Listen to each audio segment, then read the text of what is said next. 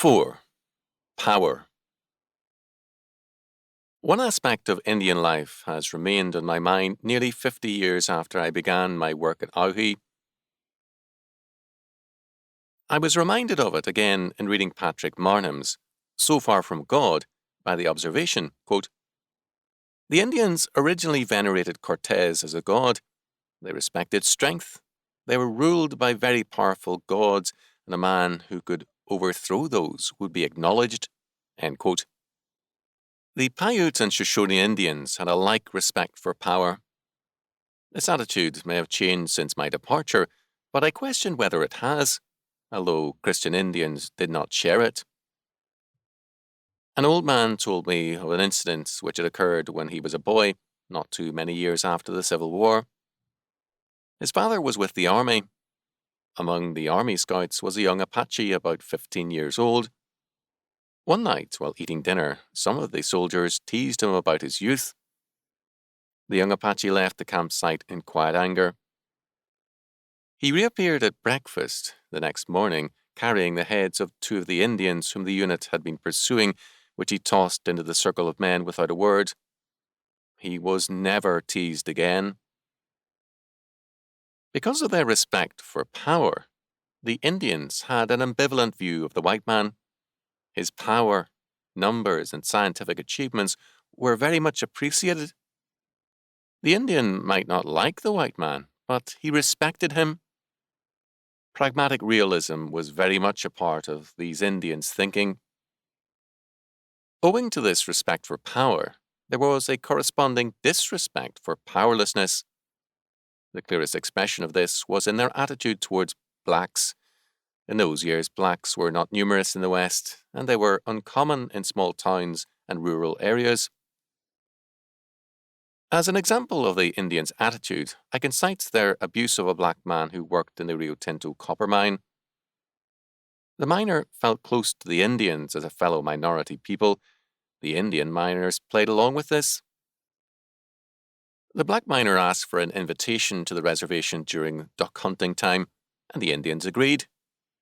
When he arrived, all eagerness and happy friendliness, he was told to sneak towards the pond on all fours through the brush to avoid frightening the ducks. The Indians well knew that the area was full of rattlesnakes. The black man crept quietly towards the pond until he came almost face to face with a rattlesnake. Providentially, he jumped up and back so rapidly that he was not bitten. The Indians doubled up with laughter. The black man quickly understood the situation, got in his automobile, and left. He soon came to realize that no Indian would regard him as an equal, whereas some white men would, and most white men would be reasonably fair to him.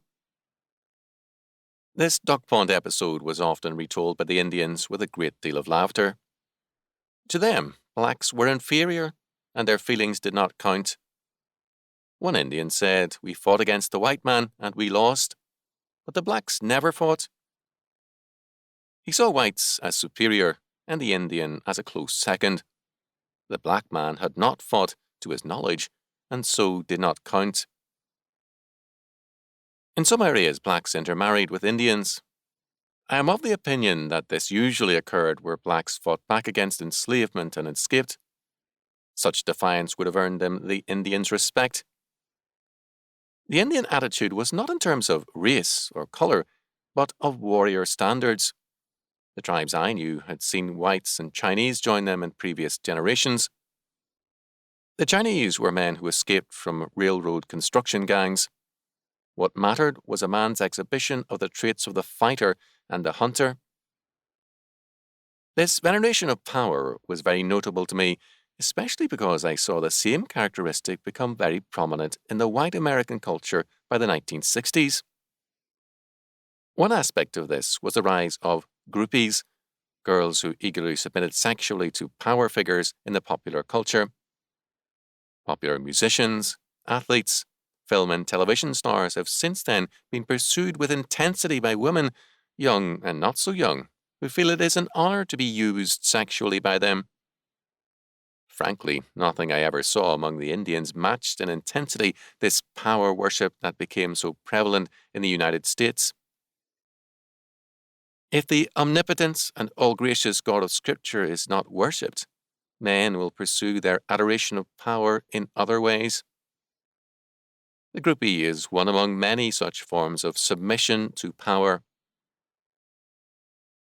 While I was among these Indians, their use of peyote in some limited circles was condemned by other Indians as well as by most whites.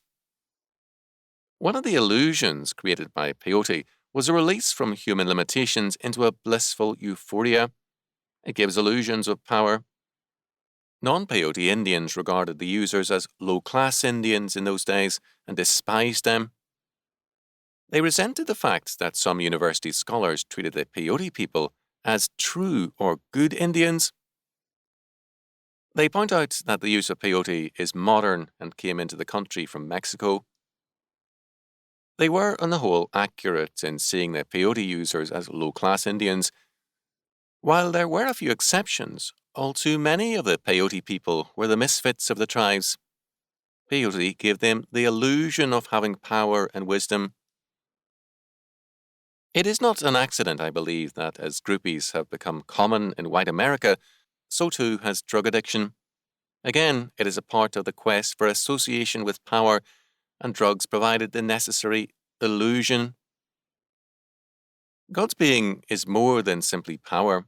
He is justice, love, grace, law, and far more. The Christian's worship of God is not the bare adoration of power, but the worship of the supreme, ultimate, and absolute person, God. As a result, there is no warping of the believer's life by undue emphasis on one particular trait as against the whole person. White American culture has far outstripped that of the Indians in its worship of power, with deadly results.